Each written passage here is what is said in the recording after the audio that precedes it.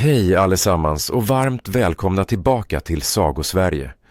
Innan vi hoppar rakt ner i dagens ämne, glöm inte att prenumerera på kanalen och klicka på ringklockan. Då missar ni aldrig när vi utforskar Sveriges mest slämmiga, hoppande och fascinerande invånare. Idag ska vi lämna himlen och marken för att besöka gränslandet mellan vatten och land. Vi ska träffa en varelse som börjar sitt liv som en liten simmande fisk med gälar, men som slutar som en hoppande jägare med lungor. En varelse som har superkrafter, som att andas genom huden, frysa till is utan att dö och sjunga, så att det hörs över hela sjön. Det här är grodan, sagornas okrönta prins och våtmarkernas egen lilla superhjälte. Redo för 10 helt galna fakta om Sveriges hoppande mästare. Håll i hatten eller kronan, för nu dyker vi. Fakta nummer 1, vi har en groda i Sverige som byter färg till blått.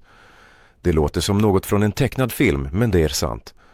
Åkergrodan, Rana arvalis, ser oftast ut som en vanlig brun groda. Men under några få intensiva dagar på våren händer något magiskt. Hanarna bestämmer sig för att imponera på honorna genom att byta färg till en klar, lysande smurfblå färg. Det är som om de drar på sig finkostymen för årets viktigaste fest. Om du går förbi en våtmark i april och ser vattnet fullt av små blå ballonger som guppar runt, då har du hamnat mitt i åkergrodornas kärleksfest. Fakta nummer 2. De dricker inte vatten som vi gör. En groda behöver aldrig be om ett glas vatten. Varför? För att de dricker genom huden. Grodor har en väldigt speciell hud som släpper igenom fukt direkt in i kroppen. Det betyder att de bara behöver sätta sig i en pöl eller på fuktigt gräs för att släcka törsten. Det är lite som om du kunde dricka ditt morgonkaffe bara genom att hålla i koppen. Men det betyder också att de är superkänsliga. Om vattnet är smutsigt eller innehåller gifter mår grodan dåligt direkt. De är naturens egna miljövakter.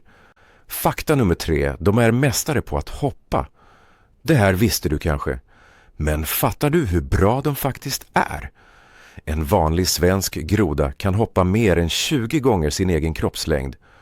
Om en människa kunde hoppa lika bra i förhållande till sin storlek skulle vi kunna hoppa över 2 bussar som står på rad utan att ta sats. De har superstarka bakben som fungerar som spända fjädrar, redo att skicka iväg dem i säkerhet så fort en häger eller en räv dyker upp. Fakta nummer 4. De har inbyggda simglasögon. När en groda dyker under vattnet behöver den fortfarande kunna se, men den vill inte få vatten i ögonen. Lösningen? De har ett 3:e ögonlock. Det kallas blinkhinna och är genomskinligt. När grodan dyker fälls det ner som ett par inbyggda cyklopögon. Det skyddar ögat samtidigt som grodan ser allt som händer under ytan. Snacka om smart design. Fakta nummer 5. Klockgrodan låter som en kyrkklocka. I södra Sverige, särskilt i Skåne, finns en sällsynt liten krabat som heter klockgroda, Bombina bombina. Den kväker inte som en vanlig groda, kvack kvack. Istället låter den som avlägsna kyrkklockor som ringer. Det är ett dovt, melodiskt ljud som hörs långa vägar. Om du är ute en stilla kväll och hör klockor ringa från ett kärr där det inte finns någon kyrka, då har du antagligen hört en av Sveriges coolaste grodor. Fakta nummer 6. De äter med ögonen. Ja, du hörde rätt. När en groda fångar en fluga med sin klibbiga tunga och drar in den i munnen måste den svälja. Men den har inga händer att putta ner maten med och ingen bra nacke. Så vad gör den? Den drar in sina ögon i huvudet. Ögonen pressas ner i gommen och hjälper till att trycka ner maten i magen. Så nästa gång du ser en groda blinka konstigt när den äter, nu vet du att den faktiskt använder ögonen som bestick. Fakta nummer 7. De kan frysa till is och vakna igen. Vanlig groda, Rana temporaria, är en riktig överlevare. På vintern borrar de ner sig i dyn på botten av sjöar eller i hålor på land. Men ibland blir det så kallt att de nästan fryser till is. Deras hjärta slår knappt och de slutar andas. Men de har ett slags naturligt kylarvätska i blodet, glukos, som skyddar cellerna från att sprängas sönder. När vårsolen kommer tinar de upp, hjärtat kickar igång och vips så är de redo för en ny sommar. Det är äkta sci-fi-teknik mitt i den svenska naturen. Fakta nummer 8. Sveriges minsta groda klättrar i träd. Det är inte bara apor som gillar träd. Lövgrodan, Hyla arborea, är vår enda groda som faktiskt kan klättra. Den är liten, knallgrön och ser ut som en liten gummileksak. På tårna har den små sugkoppar som gör att den kan klättra upp på blad och grenar för att jaga insekter eller bara sola.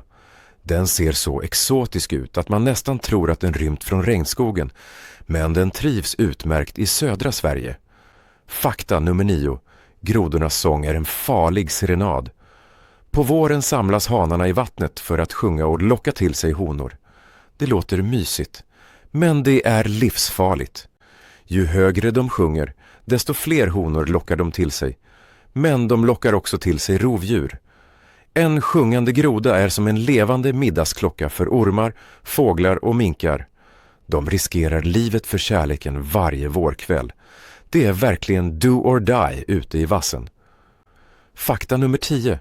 Grodor är viktiga för oss människor. Förutom att de är coola gör de ett jättejobb. Grodor äter massor av insekter, myggor och skadedjur som vi kanske inte vill ha för många av. Dessutom är de en viktig del av hela ekosystemet. Mår grodorna bra, mår naturen bra. Att vi har grodor som kväker i våra dammar är ett tecken på att vattnet är rent och friskt. Så varje gång du hör ett kvack vet du att naturen fungerar som den ska. Sista frågan, hur hittar man dem? Det bästa sättet att se grodor är att gå ut en fuktig kväll eller tidig morgon på våren och försommaren. Lyssna efter plasket när de hoppar i vattnet om du kommer för nära. Men kom ihåg, alla grodor i Sverige är fridlysta. Det betyder att du får titta på dem och kanske försiktigt hålla en, om du är blöt om händerna, så du inte skadar deras hud. Men du får absolut inte ta med dem hem eller skada dem. De hör hemma i det vilda. Det var 10 hoppande fakta om våra gröna och ibland blå vänner. Vilken fakta gillade du bäst? Var det att de äter med ögonen eller att de kan frysa ner sig på vintern? Skriv i kommentarerna om du har en grodhistoria att dela med dig av. Kanske har du pussat en groda. Blev det en prins eller prinsessa? Tack för att ni tittade på Sagosverige. Glöm inte att gilla och dela videon så att fler får upp ögonen för vår fantastiska natur. Vi ses snart igen, simma lugnt. Hej då!